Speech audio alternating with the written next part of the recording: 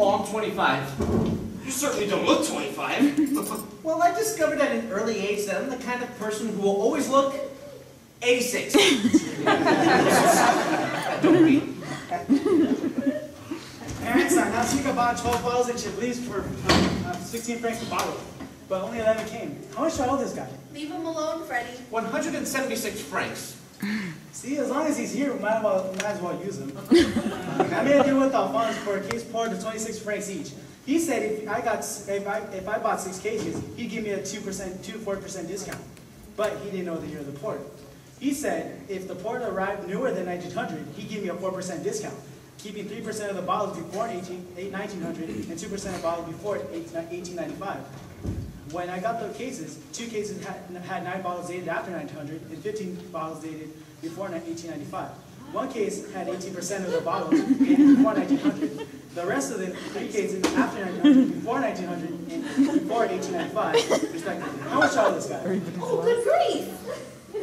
Oh, he also said that he gave me an additional 9% discount if all the digits added to more than 26.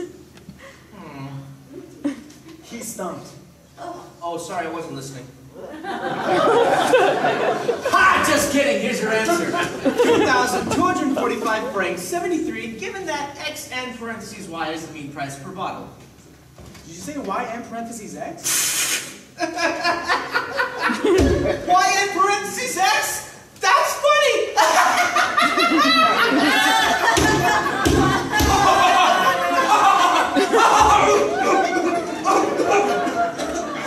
What's the date today? The 4th. And the year? You don't know the year? I know the year. It's just that sometimes when you're writing stuff down so quickly, you get off by 10 or 15 years or so. But now that I think of it, I know that it's 1903. 04. Okay, come on. The year just changed. It's barely January. October. The date doesn't matter anyway. Just put the first decade of the 20th century. Gosh, that's what it is, isn't it? The first decade of the 20th century. I'm glad the 19th century is over. It was a bad century. What's there not to like about a century? Well, for one thing, soot, garbage, pollution, smoke. Horse pucky. You disagree? Oh, no. I'm just adding to the list. Oh yeah, horse puppy, noise. Well, this century will be much better. What do you see for the future? Well, let me ask you, what do you see? I'll answer. I see air travel becoming more common. Hundreds of people being carried in giant airplanes will receive images sent through the air. But the receivers, with their mass popularity, it'll diminish their potential. The city of Hiroshima will be completely modernized. There will be a brief craze for some blonde flamingos. What? Cruelty will be perfected. Vast amounts of information will be stored in small places. Oh, by the end of the century, smoking will be banned in all restaurants. No. Music by 4 lads from Liverpool. Oh, brother. Next! I think a yo-yo would be a wonderful thing to play with. A terrible thing to be. Here's mine. Led by Germany will be an era of peace. France will be a leading military of Europe. Clothes will be made of wax. There'll be a large craze for automobiles, but it won't last. There'll be a new dance called the toe. Oh, and by the end of the century, the Wright brothers will be long remembered for their invention and manufacture of a low-calorie fudge.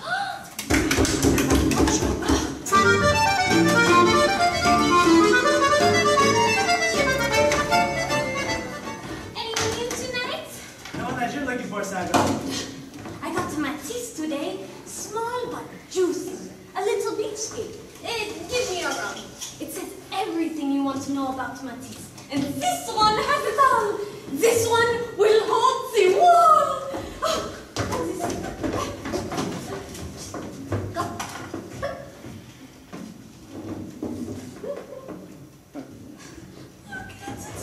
Beautiful!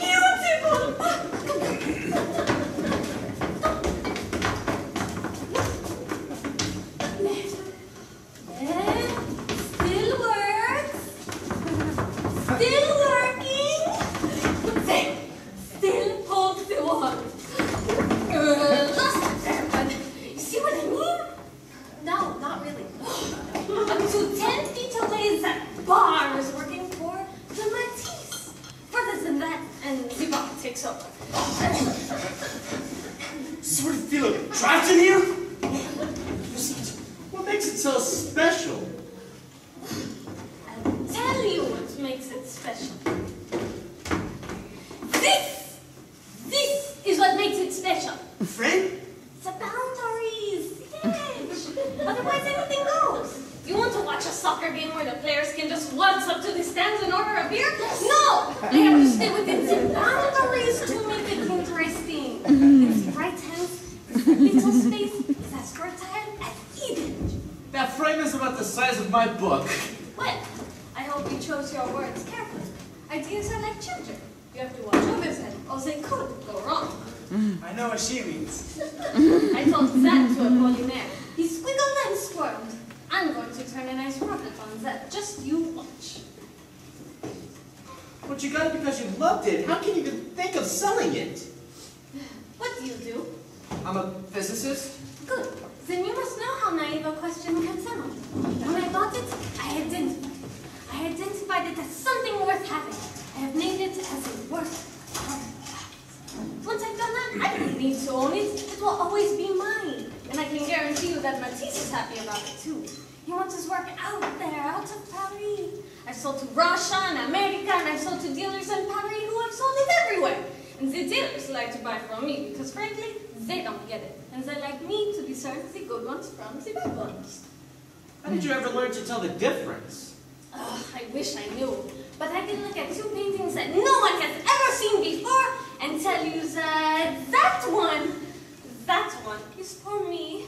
And that one is for someone whose idea of art is ugly and done by a relative. They come to me with bags of money and they say, show me what you got. Taste is of no object. Ready? Take out the book. Oh, come on. No, take it out. Chop, chop. Chop, chop.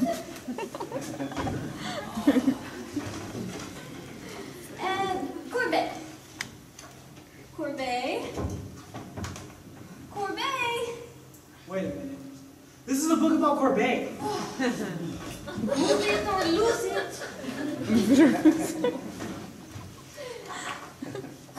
Titian. Raphael. This one's tough. What's so tough about that one? You've got all the other ones. He's got his thumb over the name. Us art dealers are notorious for our sense of humor. All right, that's enough. Who's this? Was he here tonight? Not yet. Are you meeting him later? Maybe. A trifle hasty. Are you going to sell it? Not for anything. For 50 francs? It is mine forever. Get him to sign it. It will be worth more. Picasso, you're the expert. What do you see? That's I see a 500-pound lemon! Lemon? Yellow? I have to pee! Oh!